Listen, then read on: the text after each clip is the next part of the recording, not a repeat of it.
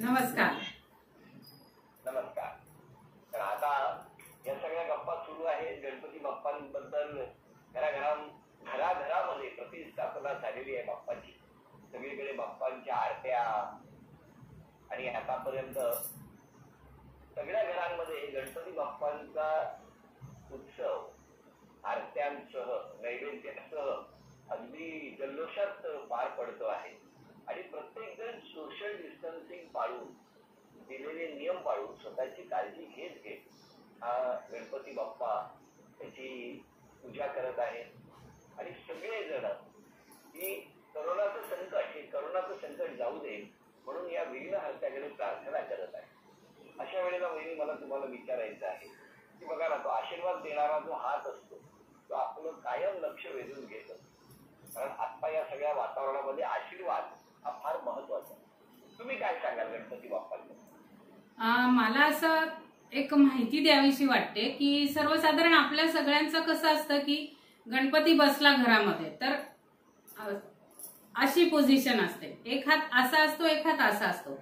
तर सगळ्यांना हा हात प्रसादाचा वाटतो.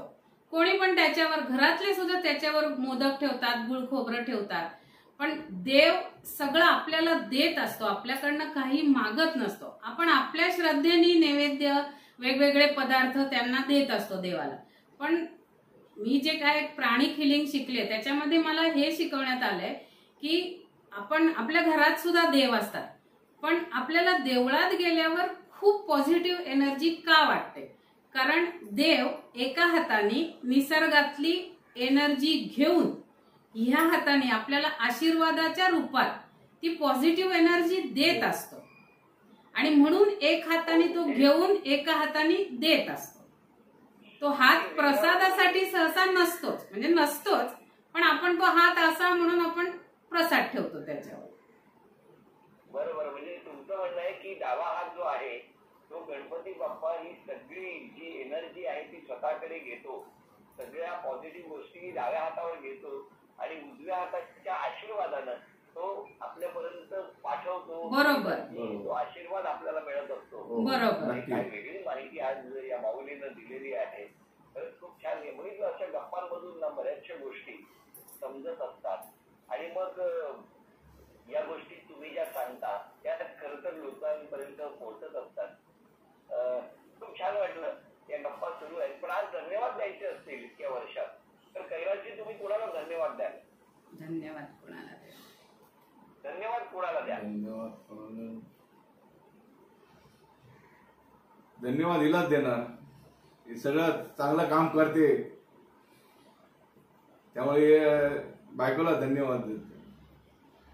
त्यांचं सगळं विश्व वैरी तुमच्यामध्ये जडलेलं आहे, लक्षात ठेवा. त्यामुळे धन्यवाद तुम्हाला. जाणवतं कोण? वहिनी. जेवण कोण करतं? वहिनी. सगळं जे काय आहे ते तुमच्याकडे आहे, लक्षात ठेवा. म्हणजे तुम्ही आता धन्यवाद द्यायचे असतील तर कोणाला द्यायचे? धन्यवाद द्यायचे म्हणजे भरपूर मोठी यादी आहे. पहिल्यापासून आई वडील, सासू सासरे, शाळेतल्या शिक्षिका, माझी आजी जी आता 90 वर्षाची आहे, अजूनपर्यंत मला ती काय काय काय काय शिकवत असते, सल्ले देत असते. त्याच्यानंतर सगळ्या शाळेतल्या कॉलेजमधल्या मैत्रिणी, ट्रेन मधल्या मैत्रिणी, आमच्यासाठी ट्रेनचं पण एक विश्वच असतं ना. त्या सगळ्यांचे आभार, कारण त्यांच्यामुळे मला खूप काही अजूनही शिकायला मिळतं. 4 लोकात कसं वागलं पाहिजे. आणि सगळ्यात मेन म्हणजे आमच्या अंजलीताई काळे आणि क्षमा जोगळेकर, ज्यांच्यामुळे मी ह्या पौरोहित्य क्षेत्रात आले आणि आज तुमच्या समोर 2 शब्द बोलायची संधी मिळाली. खूप छान. आज क्षमा मागायची तर कोणाला? क्षमा मागायची म्हणजे माझा स्वभाव चिडका आहे.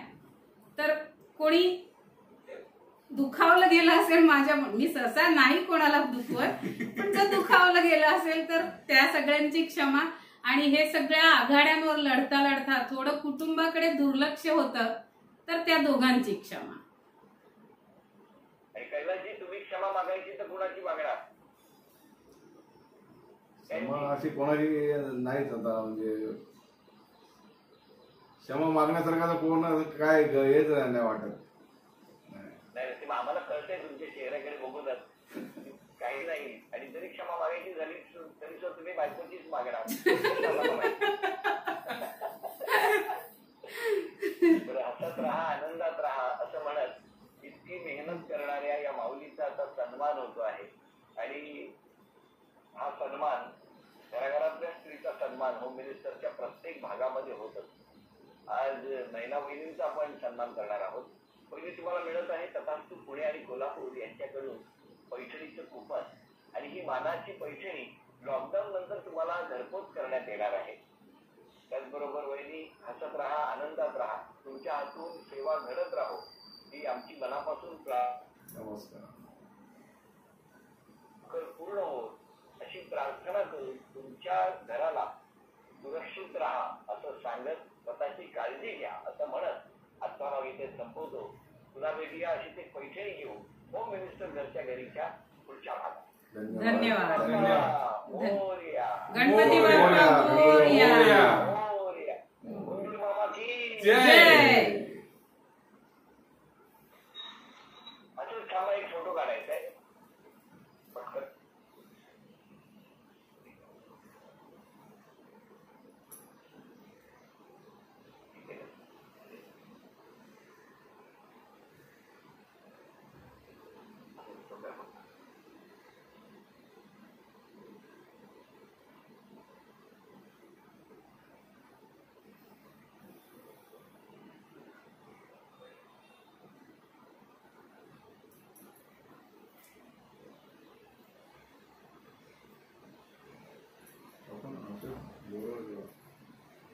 फोटो काढतोय, चेहरे हसरे ठेवा.